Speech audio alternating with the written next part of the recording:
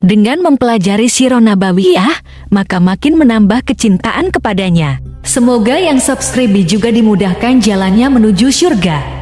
Silahkan tekan tombol like supaya postingan ini semakin tersebar. Dan tulis doa serta hajat pemirsa di kolom komentar. Semoga semakin banyak yang mengaminkan, maka semakin cepat terkabul.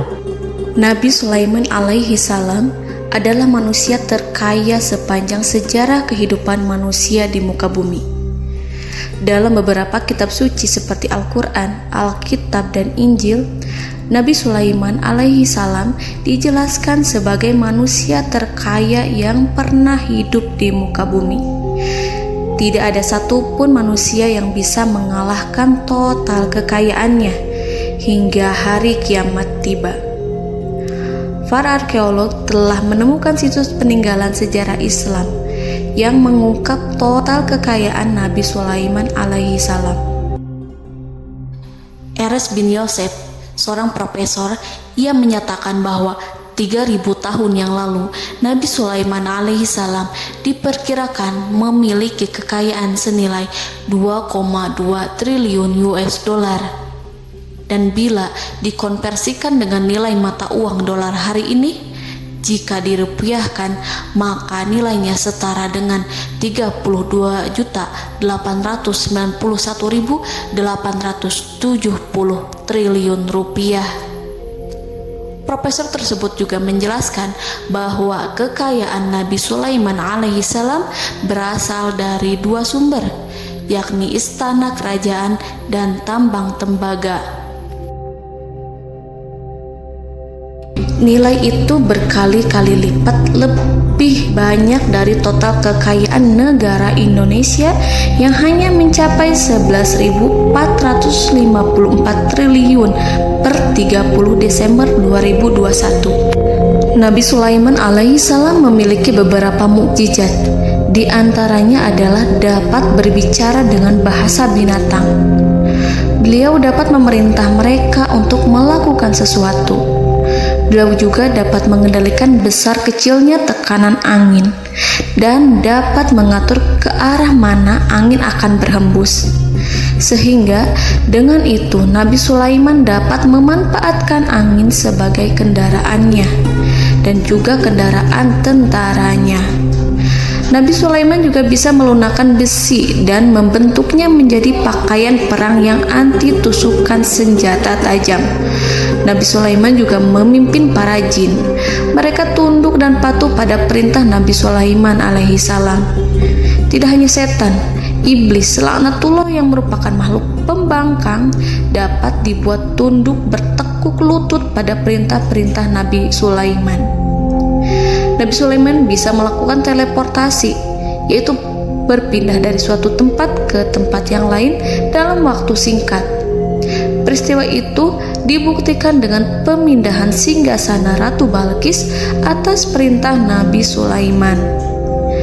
Nabi Sulaiman dikenal sebagai raja yang adil dan bijaksana. Nabi Sulaiman diberkahi kecerdasan yang luar biasa untuk menyatu padukan segenap kekuatan yang Allah berikan kepadanya. Ia mengelola dan membawa kerajaannya menjadi kekuatan raksasa yang tak terkalahkan di masanya dengan segenap kemampuan yang dimilikinya. Tentara Nabi Sulaiman adalah tentara terkuat di bumi tanpa ada yang menandingi. Pertanyaan mendasar yang muncul kali ini adalah dari mana sumber kekayaan dan kekuatan Nabi Sulaiman alaihi salam? Untuk mendapatkan jawaban dari pertanyaan ini, simak video ini sampai selesai. Sebelum itu, mari bantu channel ini terus berkembang dengan cara subscribe dan nyalakan tanda loncengnya. Berikan komentar yang positif dan berikan like serta share video ini. Bismillahirrahmanirrahim. Sungguh kami benar-benar telah menganugerahkan ilmu kepada Daud dan Sulaiman. Keduanya berkata, segala puji bagi Allah yang melebihkan kami dari kebanyakan hamba-hambanya yang mukmin. Sulaiman telah mewarisi Daud dan dia berkata, wahai manusia, kami telah diajari untuk memahami bahasa burung dan kami dianugerahi segala sesuatu. Sesungguhnya, semua ini benar-benar karunia yang nyata. Quran Surat An-Naml ayat 15-16. Saudara-saudaraku yang dirahmati Allah, pada ayat di atas disebutkan bahwa Sulaiman telah mewarisi Daud. Nabi Sulaiman mewarisi Nabi Daud dalam sisi kenabian dan kekuasaan, bukan mewarisi harta, karena para nabi tidak mewariskan harta. Sebab sepeninggalan mereka, harta para nabi menjadi sedekah bagi orang-orang yang ada di sekitarnya, yaitu orang-orang fakir dan orang-orang yang membutuhkan. Dan harta para nabi tidak dikhususkan bagi kalangan keluarganya. Rasulullah Shallallahu Alaihi Wasallam bersabda, "Kami para nabi tidak mewariskan." Nabi Sulaiman mewarisi kenabian dari Nabi Daud. Ini adalah hal yang jelas. Allah telah memilihnya sebagai nabi dari Bani Israel. Begitu juga Allah telah memberinya kekuasaan kerajaan sehingga ia menjadi pemimpin Bani Israel. Barangkali sesuatu yang paling penting yang diwarisi oleh Nabi Sulaiman dari Nabi Daud adalah tradisi militer. Kemajuan militer yang dahsyat telah berpindah kepada Nabi Sulaiman. Nabi Daud sebenarnya adalah seorang pengembala kambing yang sangat miskin, tetapi seiring dengan perjalanan waktu, ia menjadi komandan pasukan tiada tanding. Nabi Daud alaihi salam mengetahui bahwa kekuatan hakiki yang mengatur alam semesta adalah kekuatan Allah. Ketika Nabi Daud mengelurkan tangannya dan memegang potongan batu, lalu beliau melemparkannya dengan ketepel ke arah Jalut. Kepala Jalut retak dan ambruk menghantam tanah. Ini sebagai bentuk demonstrasi kekuatan darinya. Kehadiran Nabi Daud mengubah pasukan Bani Israel, di mana mereka sebelumnya lari jika berhadapan dengan musuh. Maka kini keberadaan mereka mulai diperhitungkan di masa hidupnya. Nabi Daud mengalami peperangan yang sangat banyak, tapi Al-Quran tidak menceritakan secara terperinci. Hal itu dikarenakan karena Al-Quran adalah kitab dakwah di jalan Allah, bukan kitab sejarah. Al-Quran hanya menceritakan di dalam Al-Quran surat Shad ayat 20, "Dan kami kuatkan kerajaannya, kerajaan Daud." Ayat tersebut berarti bahwa Nabi Daud belum terkalahkan dalam peperangan yang diikutinya. Di samping dukungan yang Allah berikan kepadanya, juga pasukan dan rakyatnya, di mana mereka adalah orang-orang yang bertauhid, menyerahkan diri kepada Allah. Allah Subhanahu wa Ta'ala mengajarkan kepada Nabi Daud hal-hal yang menjadikan pasukannya memiliki keistimewaan yang dengannya mereka dapat mengalahkan pasukan-pasukan lain, pasukan-pasukan besar yang ada di bumi pada saat itu.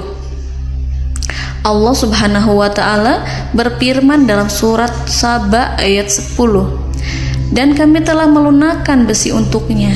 Baju besi mungkin akan menjadi masalah dalam benak kita. Ketika orang-orang yang berperang, baju besi cukup mengganggu gerakan mereka. Kita bisa membayangkan ketika ada dua orang berperang, salah satu dapat bergerak bebas, sementara yang lainnya tidak leluasa bergerak karena tertahan dengan pakaiannya. Namun, dengan kekuasaan Allah, Nabi Daud dapat melunakkan besi dan membuat baju besi yang ringan, yang mudah untuk digunakan. Ini adalah kemajuan penting yang Allah berikan kepada Nabi Daud dan tentaranya. Kemajuan itu kemudian diajarkan, diwariskan dan dimiliki oleh Nabi Sulaiman alaihi salam. Nabi Sulaiman memiliki pasukan dahsyat yang melebihi pasukan manapun di bumi saat itu, atau bahkan mungkin saat ini. Bahkan Allah menambahkan karunia-Nya kepada Nabi Sulaiman yang disebutkan dalam Al-Quran surat An-Naml ayat 16. Dan Sulaiman telah mewarisi Daud, dan dia berkata, "Wahai manusia, kami telah diberi pengertian tentang suara burung, dan kami diberi segala sesuatu. Sesungguhnya ini benar-benar suatu karunia yang nyata." Saudara-saudaraku yang dirahmati Allah, pada suatu hari Nabi Sulaiman alaihi salam menengadahkan tangannya dan berdoa kepada Allah Subhanahu wa Ta'ala. Antara hati Nabi dan Allah tidak ada penghalang, tidak ada jarak, tidak ada sekatan waktu, tidak ada satupun dari para nabi yang berdoa kepada Allah kecuali doanya pasti dikabulkan. Doa Nabi Sulaiman alaihi salam direkam dalam Al-Quran surat Shad ayat 35. Nabi Sulaiman berkata, "Ya Tuhanku, ampunilah aku, anugerahkanlah kepadaku kerajaan yang tidak dimiliki oleh seorang pun sesudahku." Nabi Sulaiman menginginkan dari Allah sesuatu kerajaan yang belum pernah diperoleh oleh siapapun setelahnya. Allah Subhanahu wa Ta'ala mengabulkan doa Nabi Sulaiman dan memberinya kerajaan tersebut. Nabi Sulaiman mewarisi kekuasaan, kenabian, hikmah ilmu dari Nabi Daud alaihi salam. Orang-orang menyebut Nabi Sulaiman Al-Hakim, Sulaiman yang bijaksana. Kebijaksanaan Nabi Sulaiman tidak terbatas pada keadilannya di tengah-tengah manusia dan juga kasih sayangnya kepada mereka. Namun, kebijaksanaan Nabi Sulaiman juga berlaku di kalangan burung dan binatang lainnya. Nabi Daud juga mengenal bahasa burung, tetapi Nabi Sulaiman dapat berbicara dengan bahasa burung. Bahkan, ia dapat menggantikannya sebagai pembantunya.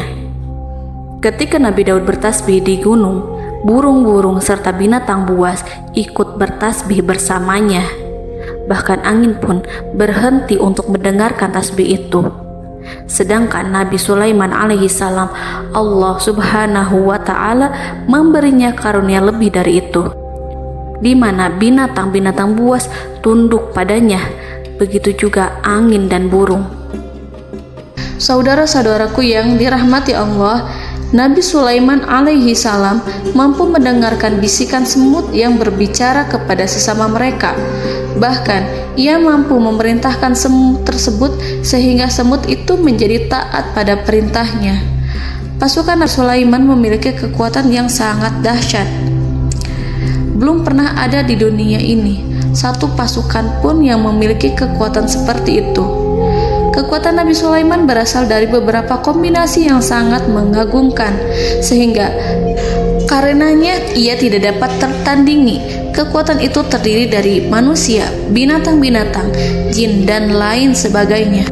Kita mengetahui bahwa jin adalah makhluk Allah dan manusia tidak mampu melihatnya atau menghadirkannya atau meminta pertolongan kepadanya. Sedangkan Nabi Sulaiman telah diberi Allah suatu kemampuan untuk menundukkan jin, mempekerjakan mereka sebagai tentara di tengah-tengah peperangan.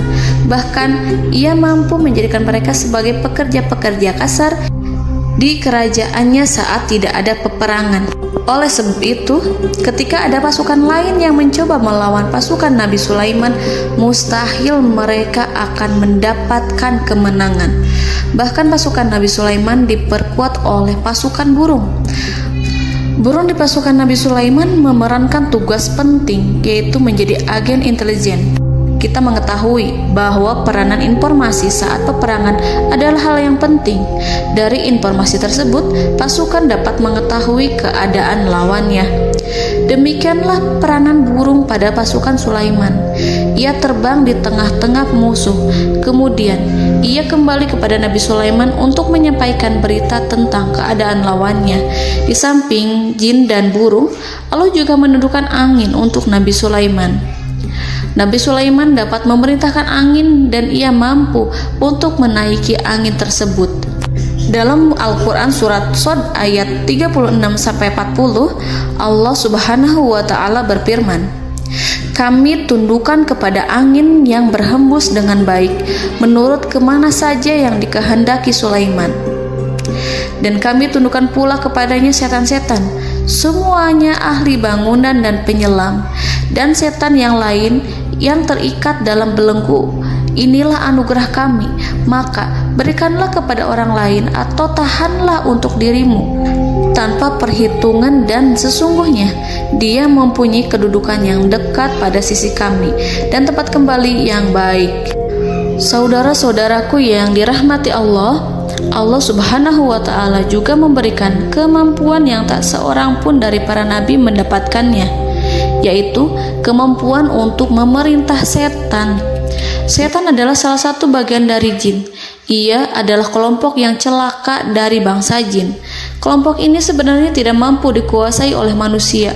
Bahkan jin yang soleh tidak dapat mengatur setan. Adapun Nabi Sulaiman, Allah telah memberinya kekuasaan untuk menundukkan setan dan mempekerjakannya, bahkan mengikatnya dengan rantai serta menghukumnya jika ia menentang pada perintahnya.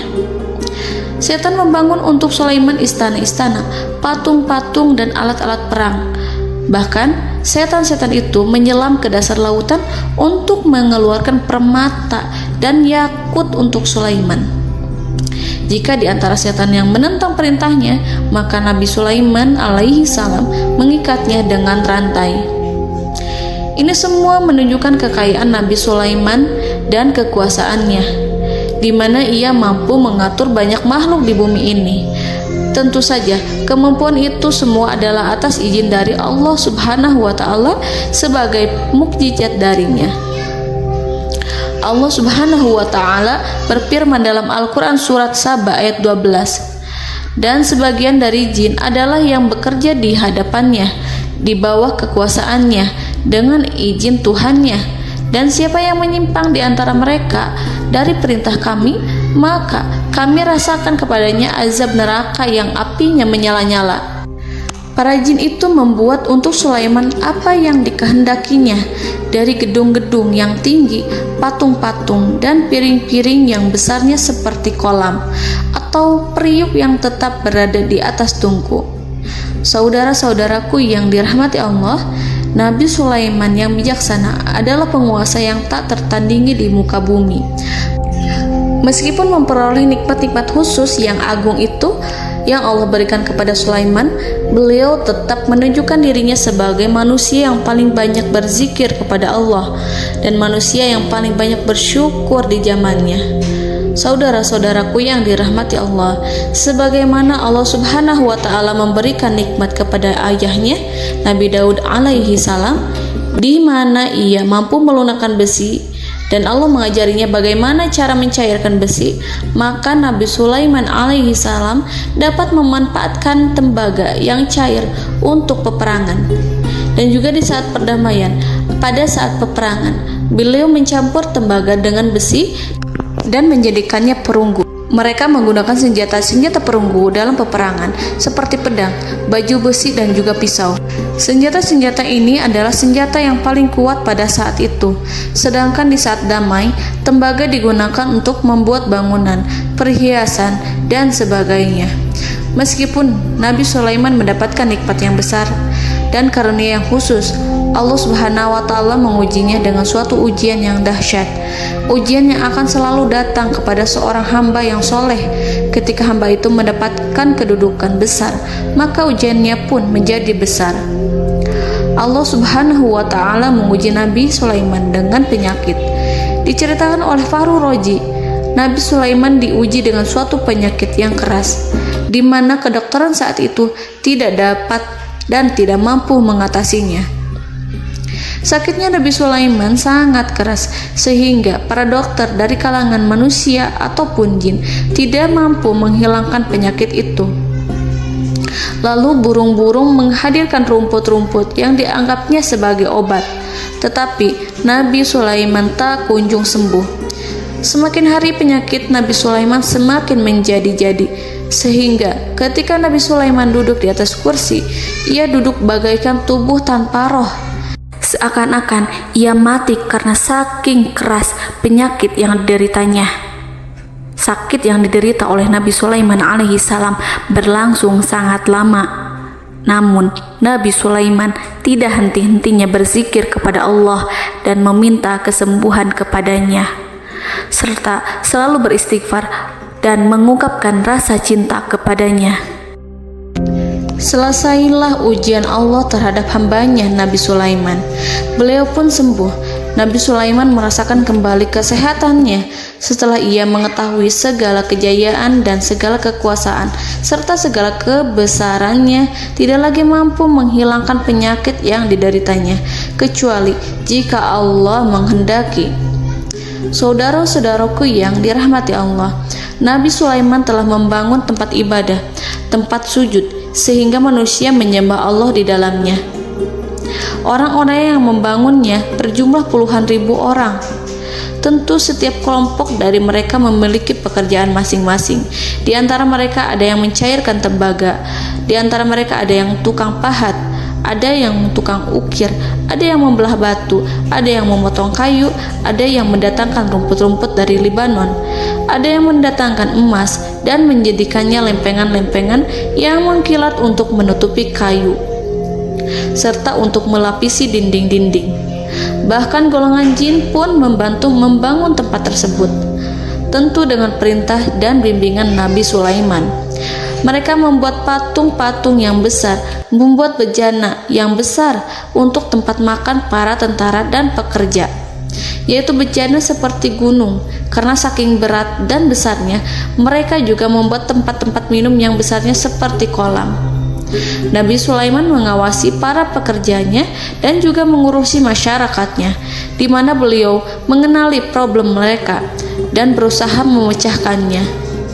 Beliau juga mengawasi pasukan dari kalangan binatang dan burung. Beliau mengetahui apabila ada satu di antara mereka yang tidak datang, kemana ia pergi, serta mengapa ia pergi. Nabi Sulaiman menguasai pengetahuan itu semua. Nabi Sulaiman bukan hanya mengetahui problem tentara-tentaranya dari kalangan manusia ataupun tentaranya dari kalangan burung, namun ia juga menunjukkan kasih sayang terhadap semut, di mana beliau mendengar bisikannya dan tidak suka untuk menginjaknya. Nabi Sulaiman selalu menundukkan kepalanya ke bumi sebagai bentuk rasa rendah diri dan syukur kepada Allah. Pada suatu hari, Nabi Sulaiman alaihi salam berjalan di depan tentaranya dan tiba-tiba ia mendengar suara semut yang berkata kepada temannya dari kalangan semut. Hal itu terekam dalam Al-Quran surat An-Naml ayat 18-19. Wahai semut-semut, masuklah ke dalam sarang-sarangmu agar kamu tidak terinjak oleh Sulaiman dan tentaranya, sedangkan mereka tidak menyadarinya. Nabi Sulaiman alaihi salam tersenyum mendengar itu, dan ia berdoa, "Ya Allah, ya Tuhanku, berilah aku ilham untuk tetap mensyukuri nikmat-Mu yang telah Engkau anugerahkan kepadaku dan kepada kedua orang ibu bapakku, dan untuk mengerjakan amal soleh yang Kau ridhoi, dan masukkanlah aku ke dalam rahmat-Mu, ke dalam golongan hamba-hamba-Mu yang soleh." Saudara-saudaraku yang dirahmati Allah, meskipun Nabi Sulaiman mendapatkan kekuasaan dan memiliki tentara yang besar, namun beliau menunjukkan kasih sayang terhadap bangsa semut. Beliau mendengarkan bisikannya dan melihat semut yang ada di depannya. Oleh karena itu, tak mungkin baginya untuk menginjak golongan semut itu. Nabi Sulaiman bersyukur kepada Allah telah memberinya nikmat, yaitu nikmat rahmat dan kasih sayang. Di samping itu, Nabi Sulaiman alaihi salam adalah orang paling kaya di dunia. Istananya terbuat dari kayu gaharu yang memiliki wangi harum. Istananya terbuat dari emas yang terkadang dari kristal. Beliau juga memiliki kursi besar yang terbuat dari emas dan permata. Istana Nabi Sulaiman merupakan istana yang paling besar di dunia. Nabi Sulaiman menggunakan pakaian dari emas dan permata. Meskipun demikian, Nabi Sulaiman tetap menunjukkan sebagai hamba yang berserah diri dan rendah diri di hadapan Allah Subhanahu wa Ta'ala.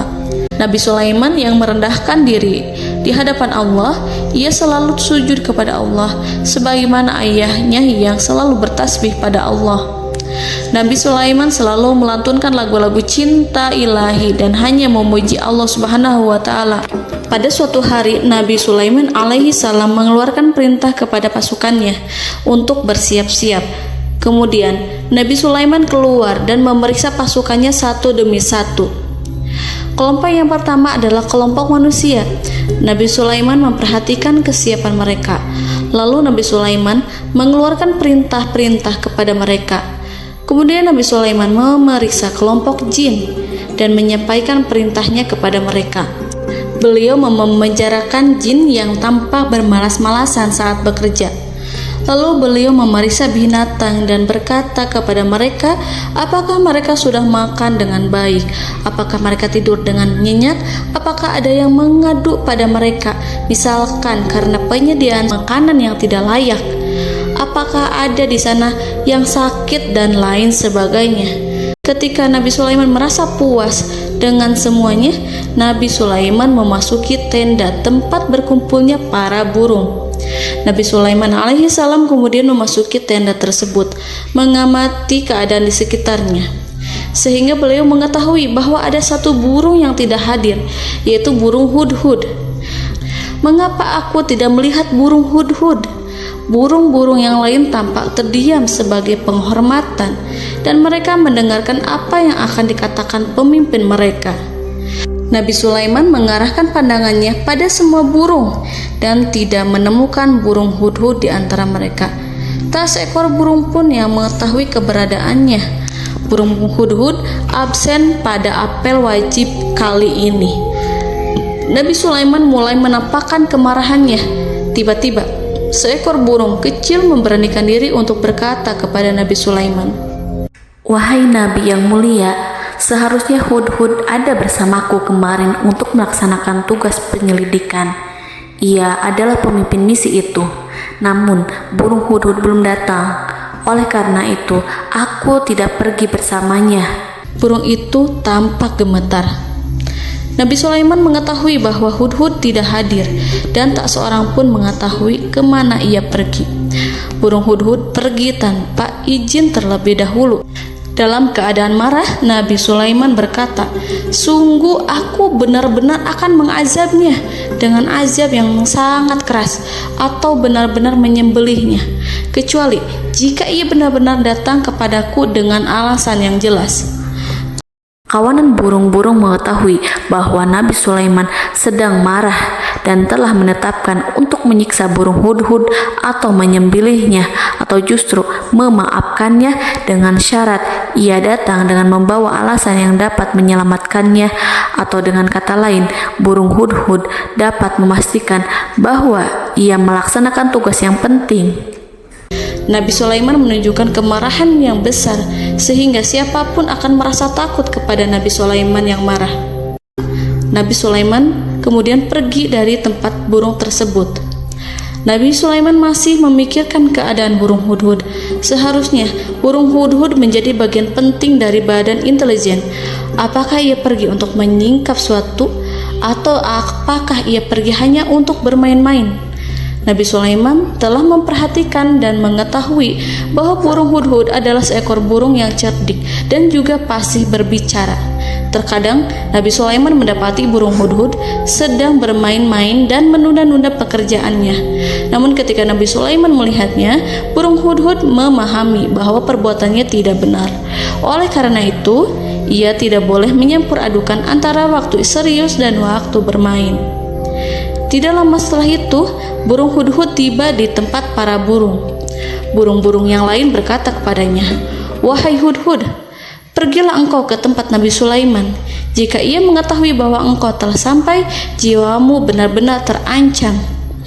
Mendengar itu, burung hudhud segera beranjak. Ia terbang menemui Nabi Sulaiman. Pada waktu itu, Nabi Sulaiman sedang duduk bersama tentaranya yang lain. Burung hudhud berdiri. Ia telah merencanakan untuk memulai pembicaraan dengan Nabi Sulaiman sebelum Nabi Sulaiman bertanya kepadanya kemana dia pergi. Ini sebagai bukti bahwa hudhud telah melaksanakan suatu tugas yang penting. Dalam Al-Quran Surat An-Naml ayat 22, burung hudhud berbicara, "Aku telah mengetahui sesuatu yang kamu belum mengetahuinya, dan kubawa kepadamu dari negeri Saba suatu berita penting yang diyakini seakan-akan burung hudhud hendak berkata, 'Aku adalah hudhud yang miskin, tapi aku mengetahui apa yang tidak engkau ketahui, dan aku telah datang kepadamu dari kerajaan Saba dengan membawa berita yang sangat penting.'" Nabi Sulaiman tampak terdiam menunggu hudhud menyelesaikan kisahnya. Dalam surat An-Naml ayat 23-24, burung hudhud berkata, Sesungguhnya aku menjumpai seorang wanita yang memerintah mereka. Dia dianugerahi segala sesuatu serta mempunyai singgasana yang besar. Aku mendapati dia dan kaumnya menyembah matahari selain Allah. Dan setan-setan telah menjadikan mereka memandang indah perbuatan-perbuatan mereka, lalu menghalangi mereka dari jalan Allah, sehingga mereka tidak mendapat petunjuk. Burung hudhud diam. Nabi Sulaiman merasa bahwa hudhud menunjukkan kepasihan lisannya. Nabi Sulaiman berkata dalam Quran surat An-Naml ayat 27 sambil menunjukkan senyum manisnya. Nabi Sulaiman berkata, "Akan kami lihat apakah kamu benar wahai hudhud, ataukah kamu termasuk orang-orang yang berdusta." Seakan-akan burung hudhud ingin mengatakan, "Aku tidak berbohong, wahai Nabi yang mulia." Namun diamnya Sulaiman membuat takut sehingga burung hudhud terdiam. Nabi Sulaiman terdiam karena berpikir, lalu ia memutuskan sesuatu setelah itu. Beliau melihat kepada lainnya dan meminta secari kertas dan pena. Nabi Sulaiman menulis surat dan menyerahkan kepada hudhud serta memerintahkan kepadanya seperti yang dikatakan dalam Quran surat An-Naml ayat 28. "Pergilah dengan membawa suratku ini, lalu jatuhkanlah kepada mereka, kemudian berpalinglah dari mereka, lalu perhatikanlah apa yang mereka bicarakan." Al-Quranul Karim hanya menceritakan dalam Al-Quran surat An-Naml bagaimana perginya hudhud dan bagaimana ia menyerahkan surat itu. Lalu Al-Quran langsung menyebut keadaan kerajaan Balqis yang saat itu sedang membaca surat di depan para pembesar kerajaan dan para menterinya. Dalam Quran surat An-Naml ayat 29-31 berkatalah Balqis, "Wahai pembesar-pembesar, sesungguhnya telah dijatuhkan kepadaku sebuah surat yang mulia. Sesungguhnya surat ini dari Sulaiman, dan sesungguhnya isinya dengan menyebut nama Allah yang Maha Pengasih lagi Maha Penyayang, bahwa janganlah kalian berlaku sombong terhadapku dan datanglah kepadaku sebagai orang-orang yang berserah diri." Saudara-saudaraku yang dirahmati Allah, dalam surat tersebut Nabi Sulaiman menyebutkan supaya mereka menyerahkan diri dan tunduk kepada perintah Nabi Sulaiman. Nabi Sulaiman memerintahkan agar mereka meninggalkan penyembahan terhadap matahari. Nabi Sulaiman tidak mempersoalkan akidah mereka dan tidak memuaskan mereka dengan apapun. Nabi Sulaiman hanya memerintahkan bahwa ia berada di atas kebenaran. Bukankah ia didukung kekuatan yang berlandaskan keyakinan yang dimilikinya? Nabi Sulaiman hanya memerintahkan mereka agar tunduk dan patuh kepadanya. Ratu Sabak menyampaikan surat tersebut di tengah-tengah kaumnya. Dalam Quran surat An-Naml ayat 32 dijelaskan, "Dan berkatalah Balqis, wahai para pembesar, berilah aku pertimbangan dalam urusanku ini. Aku tidak pernah memutuskan sesuatu persoalan sebelum kamu berada dalam majelisku." Saudara-saudaraku yang dirahmati Allah, para pembesar istana Balqis menentang surat tersebut. Isi surat itu membangkitkan kesombongan kaum Sabak, di mana mereka merasa lebih kuat. Mereka mengetahui bahwa di sana ada seorang yang mencoba menentang mereka dan mengisyaratkan peperangan kepada mereka. Lalu ia meminta kepada mereka untuk memenuhi syarat-syaratnya sebelum terjadinya peperangan dan kekalahan. Dalam surat An-Naml ayat 33, mereka menjawab, "Kita adalah orang-orang yang memiliki kekuatan dan juga memiliki keberanian yang sangat besar dalam peperangan, dan keputusan berada di tanganmu, wahai ratuku. Maka pertimbangkanlah apa yang akan kamu perintahkan." Saudara-saudaraku yang dirahmati Allah, para pembesar kaum Sabak seakan ingin berkata, "Kita siap untuk melaksanakan perang." Tampaknya ratu itu memiliki kebijakan yang lebih baik dari pembesar kaumnya. Surat Sulaiman itu membuatnya berpikir lebih jernih dan lebih berhati-hati. Ia berusaha sebisa mungkin menghindari peperangan. Ratu itu berpikir dalam tempo yang lama. Nama Sulaiman tidak diketahuinya dan ia pun belum pernah mendengarnya. Oleh karena itu, Ratu kaum Saba tidak mampu mengetahui dan mendeteksi seberapa besar kekuatan Nabi Sulaiman. Boleh jadi Nabi Sulaiman memiliki kekuatan yang dahsyat, sehingga ia mampu memerangi kekuasaannya dan mengalahkannya. Kemudian Ratu memperhatikan apa yang ada di sekelilingnya. Ia melihat kemajuan masyarakatnya dan juga kekayaannya. Barangkali ia mengira bahwa Nabi Sulaiman iri terhadap kemajuan dan kekayaannya itu, sehingga Nabi Sulaiman ingin menyerangnya. Setelah mempertimbangkan isi surat Nabi Sulaiman dengan cermat, Ratu Saba memilih untuk tidak bersikap ceroboh dan bodoh. Ratu lebih suka untuk menggunakan bahasa kelembutan. Ia mengirim kepada Nabi Sulaiman suatu hadiah yang besar. Ratu mengira bahwa Nabi Sulaiman seorang yang ambisius, yang boleh jadi ia telah mendengar tentang kekayaan kerajaan Saba. Para utusan pergi dengan membawa hadiah dari Ratu Saba. Ratu berharap agar mereka dapat memasuki kerajaan Nabi Sulaiman dan akan mengetahui kondisi kerajaannya. Saat mereka pulang, Ratu ingin mendengar secara langsung dari mereka tentang bagaimana keadaan kaum Nabi Sulaiman dan pasukannya. Setelah mendapatkan informasi yang cukup, maka Ratu Balqis dapat membuat sesuatu keputusan yang tepat. Ratu menyembunyikan apa yang terlintas dalam pikirannya, lalu ia berbicara kepada pembesar istananya bahwa ia dapat menyingkap niat jahat Raja Sulaiman melalui cara mengirimkan hadiah kepadanya. Ratu lebih memilih cara tersebut dan menunggu reaksi dari Nabi Sulaiman. Ratu berhasil memuaskan para pembesar istana, dan untuk sementara ia menghilangkan ide untuk berperang. Karena para raja jika menyerang suatu desa, maka pemimpin desa tersebut adalah orang yang paling banyak mendapatkan kehinaan. Akhirnya, para pembesar kaumnya merasa puas dengan pikiran Ratu Balqis. Saudara-saudaraku yang dirahmati Allah, dalam surat An-Naml ayat 34-35 dijelaskan, Ratu Balqis berkata, "Sesungguhnya raja-raja apabila memasuki suatu negeri, niscaya mereka akan membinasakannya dan menjadikan penduduknya yang mulia menjadi hina, dan demikian pula lah yang akan mereka perbuat. Dan sesungguhnya aku akan mengirim utusan kepada mereka dengan membawa hadiah, dan aku akan menunggu apa yang akan dibawa kembali oleh utusan itu." Kemudian sampailah hadiah dari Ratu Balqis kepada Nabi Sulaiman. Para intelijen Nabi Sulaiman memberitahunya bahwa utusan Balqis datang dengan membawa hadiah. Nabi Sulaiman langsung mengetahui bahwa Ratu Balqis itu sengaja mengirim orang-orangnya untuk mengetahui atau untuk mendapatkan informasi tentang kekuatannya. Lalu setelah itu ia akan mengambil keputusan atau mengambil sikap kepada kerajaan Sulaiman. Nabi Sulaiman segera memanggil semua pasukannya untuk berkumpul.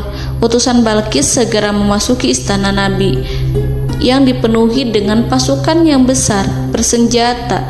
Melihat itu, utusan Ratu Balqis tercengang dan terkejut ketika mereka melihat kekayaan yang mereka bawa tidak ada apa-apanya dibandingkan dengan kerajaan Nabi Sulaiman. Hadiah mereka tampak tidak berarti.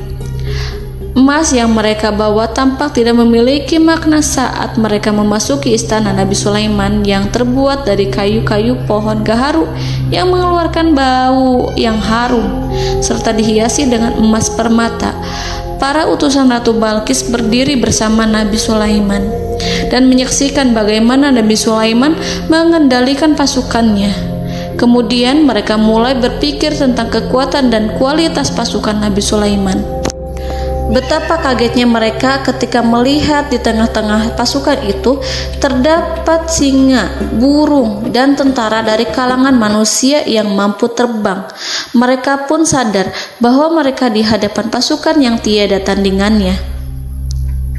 Selesailah demonstrasi pasukan Nabi Sulaiman. Kemudian para utusan ratu dipersilahkan maju ke tempat hidangan makanan. Para utusan itu sangat terkejut ketika melihat berbagai macam makanan dari penjuru dunia ada di depannya. Dan di antara makanan itu terdapat pula makanan yang biasa ditemukan di negeri mereka. Tetapi mereka melihat bahwa makanan itu memiliki rasa yang lebih istimewa. Selain itu, Piring-piring yang ada di terbuat dari emas, dan mereka dilayani oleh laki-laki yang berhias dengan emas. Di meja makan itu terdapat burung, ikan laut, dan berbagai macam daging yang mereka tidak mampu lagi membedakan daging apa itu. Nabi Sulaiman tidak makan bersama mereka, tapi beliau makan dengan menggunakan piring yang terbuat dari kayu. Beliau memakan roti yang kering yang dicampur dengan minyak. Inilah makanan yang dipilih Nabi Sulaiman. Makan bersama mereka dalam keadaan diam, mereka merasa kehadiran Nabi Sulaiman menciptakan suatu wibawa yang luar biasa. Selesai perjamuan itu, lalu dengan sangat malu mereka menyerahkan hadiah dari Ratu Balqis kepada Nabi Sulaiman. Hadiah itu berupa emas yang bagi mereka hadiah itu sangat bernilai tinggi. Tapi di sini hadiah itu tampak kecil di hadapan kekayaan-kekayaan Nabi Sulaiman yang sangat mengagumkan. Nabi Sulaiman memperhatikan hadiah dari Ratu Balqis itu dan berkata dalam Quran surat An-Naml ayat 36, "Maka apa yang diberikan Allah kepadaku lebih baik daripada apa yang diberikannya kepadamu, tetapi kamu merasa bangga dengan hadiahmu." Raja Sulaiman menyingkap dengan kata-katanya yang singkat itu penolakannya terhadap hadiah mereka. Ia memberitahu utusan itu bahwa ia tidak menerima hadiah tersebut. Ia tidak merasa puas dengan hadiah itu. Yang membuatnya puas hanyalah, "Janganlah kalian berlaku sombong terhadapku, dan datanglah kepadaku sebagai orang-orang yang berserah diri." Lalu Nabi Sulaiman berkata kepada mereka dengan pelan. Hal itu diabadikan dalam Quran surat An-Naml ayat 37. "Kembalilah kepada mereka. Kami akan mendatangi mereka dengan bala tentara yang mereka tidak kuasa melawannya, dan pasti kami akan mengusir mereka dari negeri itu, yaitu negeri Saba, dengan terhina, dan mereka akan menjadi tawanan-tawanan yang hina." Saudara-saudaraku yang dirahmati Allah, Nabi Sulaiman kemudian meninggalkan para utusan ratu setelah terlebih dahulu mengancam mereka. Para utusan itu berharap agar Nabi Sulaiman mau menunggu kunjungan Ratu Balqis yang akan membawa misi perdamaian.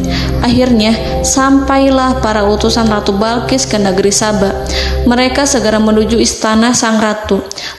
Mereka memberitahu bahwa negeri mereka sedang ada di ujung tanduk. Mereka menceritakan kepada ratu tentang kekuatan Nabi Sulaiman dan tidak mungkin bagi mereka mampu melawannya. Mereka meyakinkan Ratu Balqis bahwa ia harus mengunjunginya dan melihat sendiri bagaimana kebesaran kerajaan Nabi Sulaiman.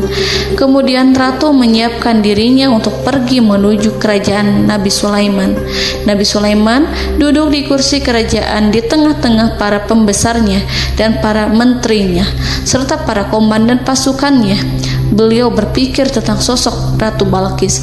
Nabi Sulaiman mengetahui bahwa Ratu Balqis menuju tempatnya. Balqis dikelilingi rasa takut. Nabi Sulaiman berpikir sejenak tentang bagaimana matahari disembah. Ia memikirkan bagaimana informasi yang diterima oleh intelijennya tentang kemajuan kerajaan Balqis dalam bidang kesenian dan ilmu pengetahuan. Nabi Sulaiman bertanya kepada dirinya sendiri, apakah kemajuan menjadi penghalang untuk mengetahui kebenaran? Apakah ratu itu senang dengan kekuatan yang dicapainya? Dan ia membayangkan bahwa kekuatannya adalah segalanya. Dengan kemajuan yang dimilikinya, Nabi Sulaiman ingin membuat kejutan agar ratu mengetahui bahwa Islam yang diyakini oleh Nabi Sulaiman adalah satu-satunya yang mampu mendatangkan kemajuan dan kekuatan yang hakiki, sehingga ia dapat membandingkan antara keyakinannya dalam menyembah matahari beserta kemajuan yang dicapainya dengan keyakinan Nabi Sulaiman beserta kemajuan yang diraihnya.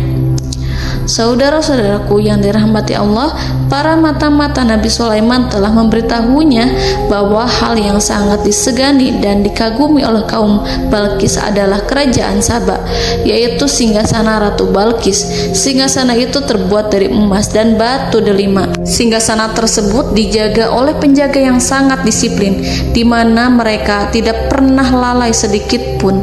Oleh karena itu, sangat tepat apabila Nabi Sulaiman menghadirkan singgasananya di sini, di kerajaannya, sehingga ketika ratu tiba, maka ia dapat duduk di atasnya. Nabi Sulaiman ingin membuat kejutan kepadanya dan menunjukkan bahwa kemampuannya tersebut yang berlandaskan pada keislaman. Nabi Sulaiman melakukan yang demikian itu dengan harapan agar si ratu tunduk kepadanya. Ide itu terlintas dalam diri Nabi Sulaiman. Lalu ia mengangkat kepalanya dan menoleh kepada anak buahnya.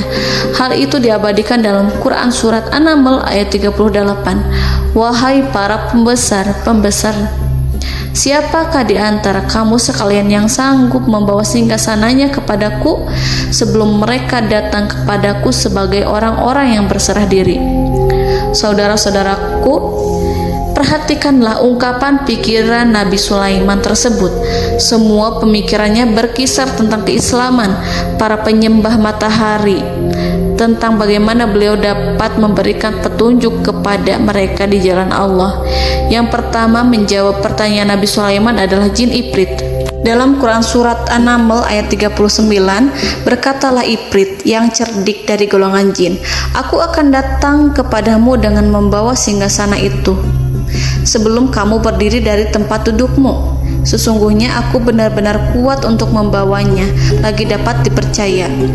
Nabi Sulaiman berdiri dari tempat duduknya setelah 1 atau 2 jam. Jin itu berjanji kepadanya untuk menghadirkan singgasana Balkis sebelum itu. Istana Nabi Sulaiman di Palestina, sedangkan istana Balkis terletak di Yaman. Antara singgasana tersebut dengan singgasana Nabi Sulaiman berjarak lebih dari ribuan mil. Barangkali pesawat yang cepat sekalipun yang kita kenal hari ini tidak akan mampu membawa dan mendatangkan istana itu dalam waktu 1 jam.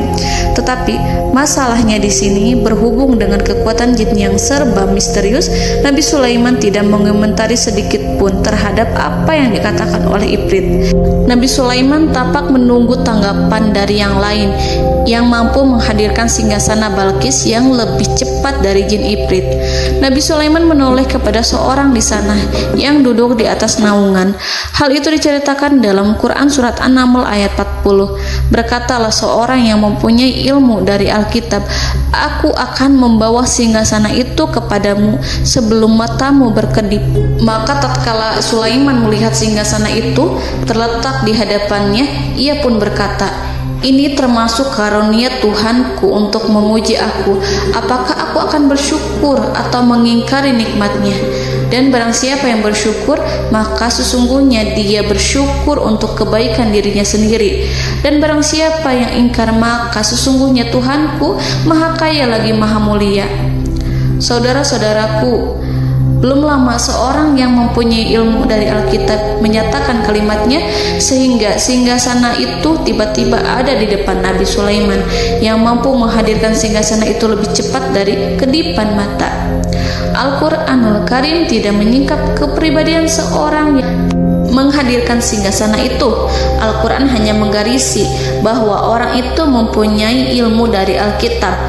Al-Quran tidak menjelaskan kepada kita apakah ia seorang malaikat ataukah manusia ataukah jin. Al-Quran sengaja tidak menyingkap informasi tersebut.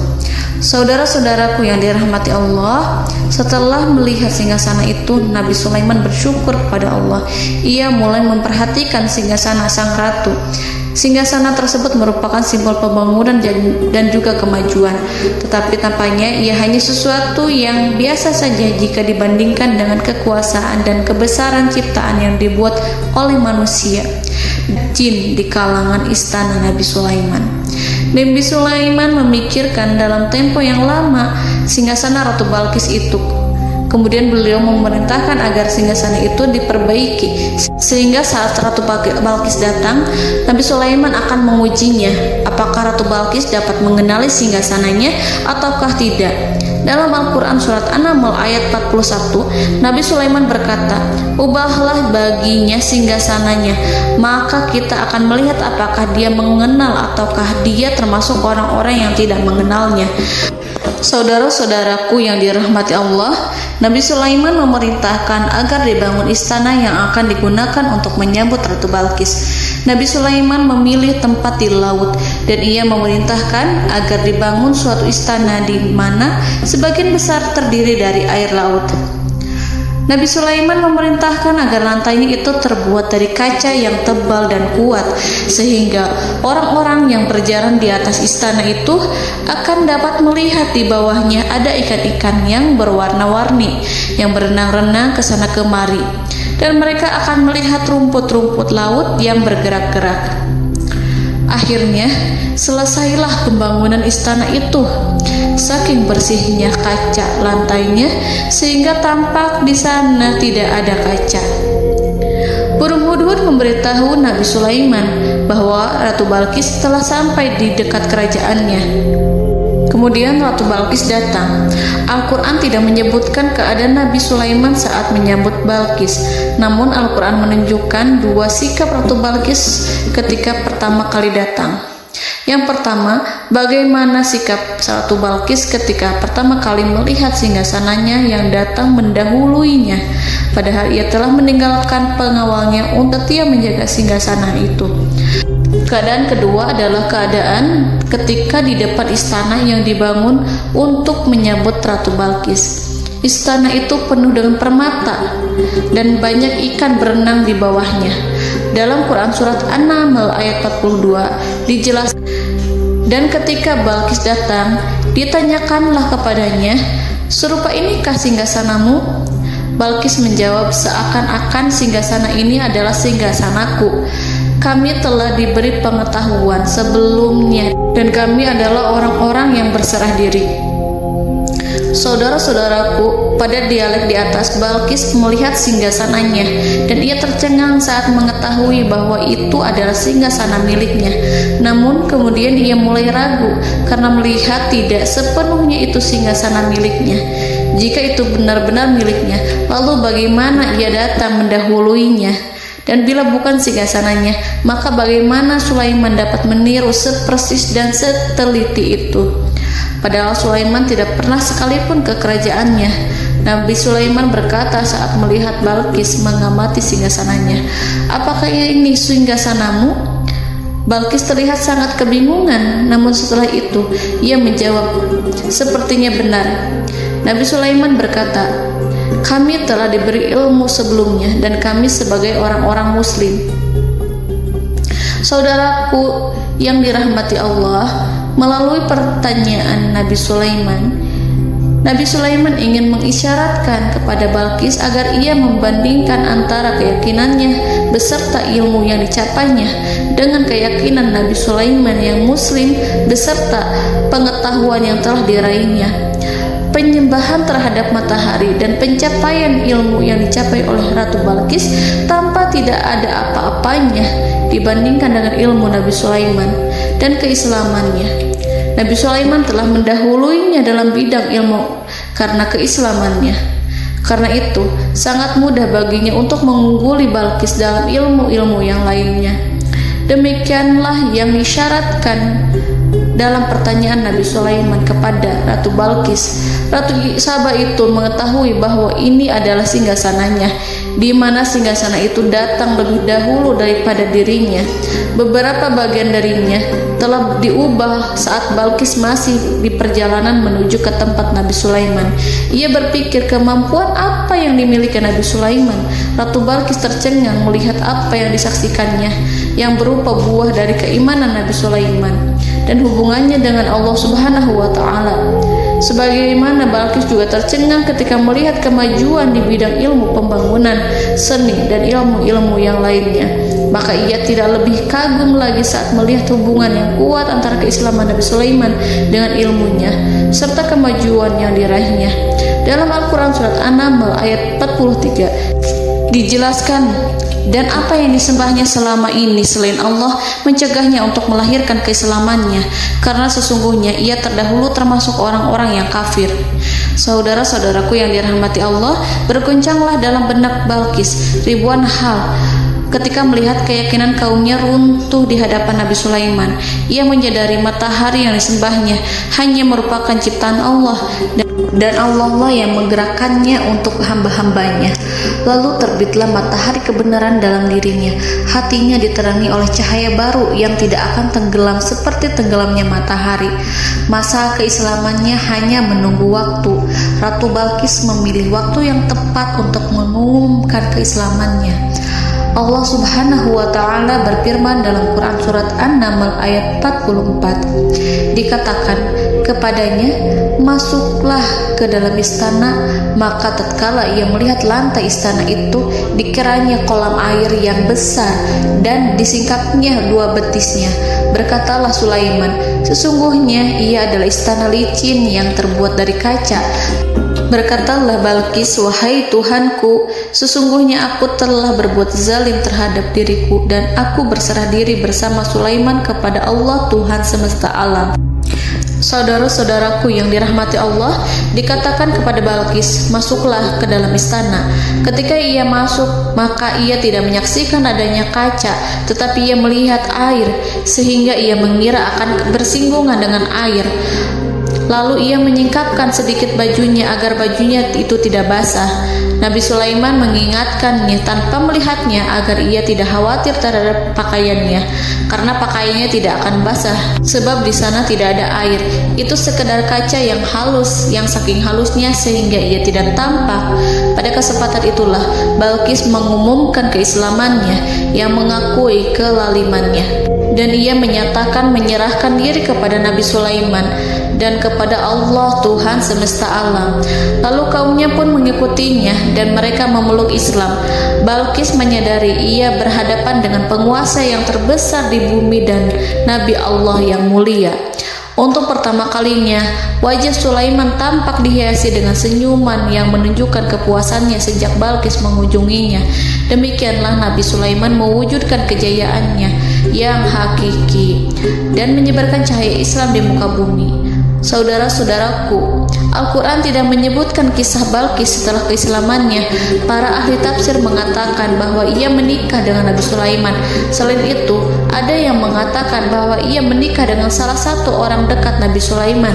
Ada juga yang mengatakan bahwa sebagian Raja Habasyah adalah keturunan dari buah perkawinan ini. Wallahu a'lam bishawab. Saudara-saudaraku yang dirahmati Allah, Nabi Sulaiman hidup di tengah-tengah kejayaan dan kemuliaan di bumi. Kemudian Allah menetapkan kematian untuknya, sebagaimana kehidupan Sulaiman berada di puncak kemuliaan dan kejayaan yang penuh dengan keajaiban yang luar biasa. Maka kematiannya pun merupakan tanda-tanda kebesaran Allah yang penuh dengan keajaiban. Demikianlah bahwa kematiannya sesuai dengan kehidupannya, sesuai dengan kejayaannya. Allah berfirman tentang kematian Sulaiman di dalam Al-Quran Surat Saba ayat 14. Maka tatkala kami telah menetapkan kematian Nabi Sulaiman, tidak ada yang menunjukkan kepada mereka kematiannya itu kecuali rayap yang memakan tongkatnya. Maka tatkala ia telah tersungkur, tahulah jin bahwa kalau sekiranya mereka mengetahui yang gaib, tentulah mereka tidak akan tetap dalam siksa yang menghinakan. Saudara-saudaraku, kemampuan Nabi Sulaiman untuk menundukkan jin dan mempekerjakan mereka serta hubungan mereka dengan semua itu menimbulkan fitnah di tengah-tengah manusia dalam hal tertentu. Kematian Nabi Sulaiman merupakan batasan jawaban terhadap fitnah ini. Kami tidak mengetahui siapa yang mengklaim bahwa jin mengetahui hal yang gaib. Apakah itu setan yang terkutuk, atau jin yang bodoh, atau manusia yang tertipu? Kami tidak mengetahui siapa yang bertanggung jawab terhadap tersebarnya isu yang keliru ini. Yang kita ketahui adalah bahwa hal tersebut adalah mempengaruhi sebagian manusia dan jin. Barangkali manusia berkata kepada diri mereka, selama jin melakukan perbuatan yang luar biasa ini, maka apa gerangan yang menjadikan mereka tidak mengetahui hal yang gaib itu? Manusia itu lupa bahwa kunci kegoiban berada di tangan Allah. Masalah ilmu goib tidak akan mampu dikuasai oleh jin dan manusia. Hanya Dia yang mengetahuinya, dan manusia diberitahu hanya sedikit sekali. Saudara-saudaraku yang dirahmati Allah, seakan-akan Allah telah merencanakan bahwa kematian Sulaiman bertujuan untuk menghancurkan pemikiran itu, yaitu pemikiran bahwa jin mengetahui hal-hal yang gaib. Jin bekerja untuk Nabi Sulaiman selama beliau hidup, dan tatkala beliau meninggal, maka tugas mereka menjadi bebas. Nabi Sulaiman meninggal tanpa diketahui oleh jin, sehingga mereka tetap bekerja untuk mereka, tetap mengabdi kepada Sulaiman. Seandainya mereka mengetahui hal yang gaib, niscaya mereka tidak akan meneruskan pekerjaan mereka. Saudara-saudaraku, pada suatu hari Nabi Sulaiman memasuki mihrabnya untuk itikaf ibadah dan beribadah kepada Allah. Tak seorang pun yang berani mengganggu khalwatnya. Mihrab Sulaiman terletak di puncak gunung dan dindingnya terbuat dari permata. Pada suatu hari, Nabi Sulaiman duduk bersandar pada tongkatnya dan ia tampak tenggelam dalam tafakur. Beliau berzikir pada Allah hingga rasa kantuk menguasainya. Lalu setelah itu malaikat maut menemuinya. Nabi Sulaiman pun meninggal. Beliau bersandar kepada tongkatnya. Jin melihatnya dan mengira bahwa beliau sedang sholat, sehingga mereka pun terus melanjutkan pekerjaannya. Berlalulah hari demi hari yang panjang. Datanglah rayap, yaitu semut kecil yang memakan kayu. Hewan itu mulai memakan tongkat Nabi Sulaiman. Rayap itu tampak lapar. Sebagian dari tongkat Nabi Sulaiman dimakan beberapa hari oleh rayap itu. Ketika yang dimakannya semakin bertambah, maka tongkat itu pun menjadi rusak dan kemudian jatuh dari tangan Nabi Sulaiman alaihi salam. Tubuh mulia itu kehilangan keseimbangan dan kemudian jatuh terhempas di bumi. Tatkala tubuh suci itu tersungkur, maka manusia segera menuju ke arahnya. Mereka menyadari dan mengetahui bahwa Nabi Sulaiman telah meninggal dalam waktu yang lama. Jin menyadari bahwa mereka tidak mengetahui hal yang gaib, dan manusia pun mengetahui hakikat ini. Seandainya jin mengetahui hal yang gaib, niscaya ia tidak akan meneruskan siksa yang hina. Mereka tidak akan bekerja kepada Sulaiman. Demikianlah Nabi Sulaiman alaihi salam meninggal dalam keadaan duduk dan sholat di mihrabnya. Lalu berita itu tersebar bagaikan api di bumi. Manusia, burung, dan binatang buas mengantarkan jenazah Nabi Sulaiman. Sekawanan burung tampak sedih dan menangis. Semua makhluk bersedih. Akhirnya tak seorang pun mengetahui bahasa burung di bumi. Meninggallah seorang yang memahami pembicaraan burung, binatang-binatang, jin, dan lain sebagainya. Burung-burung itu berkata, betapa beratnya kehidupan di tengah orang-orang yang tidak mengetahui pembicaraan kita. Wallahu a'lam.